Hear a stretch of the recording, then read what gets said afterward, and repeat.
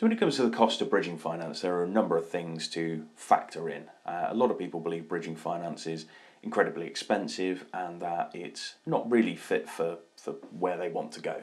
Now, that may be the case for some people, however, bridging finance really is the cost of doing business. So there has to be an increased cost because there's an increased risk, unmortgageable properties, bad credit, properties that are in need of dire refurb, for example, maybe buying below market value. So there's more of a risk associated to properties that you're purchasing with bridging finance. So naturally, off the back of that, it's going to be more expensive finance to raise. So in terms of your interest rates, you're looking anywhere from probably 0.5, maybe 0.6% a month, all the way up to 1.2% a month. Case by case, depends on your credit profile, the state of the deal, all these other factors that come into it. But as a rule of thumb, the interest rate, you probably want to try and keep it around 10% per annum. In terms of your arrangement fees, across the board it's pretty much the same. There's always going to be a 2% arrangement fee and either a 0 to a 1% exit fee. That exit fee is really important because not many people pick it up when they're looking at terms, and terms is something that we'll go through a bit later on, but when you're looking at it, you need to understand whether there is an exit fee, when the exit fee is payable, when it's going to be charged, etc., how you're going to pay for it, is it going to come out of sale proceeds? So that's something to always keep in mind when you're looking through terms as well. In terms of the arrangement fees, normally these are all added onto the loan or deducted from the gross loan. So again, you need to be aware of what's going to come out of the terms and leave you with a net day one facility.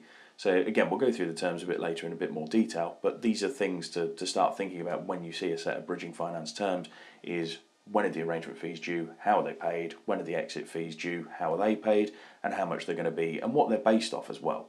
Because if it's 2% off of the gross loan, it's much higher than 2% of the net loan. So it's worth keeping that in mind as well. And with the interest rates as well, it's always need to be very aware of whether it's retained or rolled as well.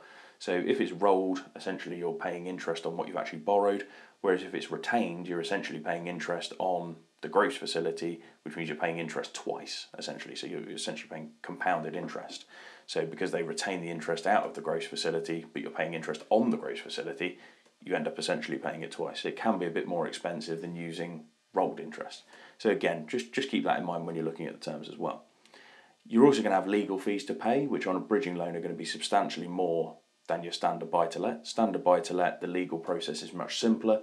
There's just a standard set of inquiries that you would have if you were buying any normal residential property, whereas the legals on a bridging loan tend to be more commercially based inquiries. So they may be referenced as CPSE, which is Commercial Property Standard Inquiries. So they may well put a shorter form of CPSEs in, which you'll obviously have to deal with your solicitor. So legal fees can be, rather than £500-600 on a standard purchase, or even £1,000 on a standard purchase, maybe £2,000-3,000. In terms of the valuation as well, because bridging finance is more creative and because you're using a more creative strategy, you may find that the valuation needs to be a red book valuation rather than a one-page standard form valuation. So standard valuation, again, maybe £500-600, but a valuation for a bridging loan is going to be potentially £1,000. So there are all of these costs associated with bridging finance which you need to look at and make sure you understand when you're going for bridging finance. And obviously we'll go through terms later, like I said, which we can kind of detail those out. But again, things like application fees, they could potentially be hidden fees that you need to keep in mind as well. And there may be other administration fees or things like that, which you'll need to keep an eye out on the terms for. And they're the things that can really start to make bridging finance a little bit too expensive to work with.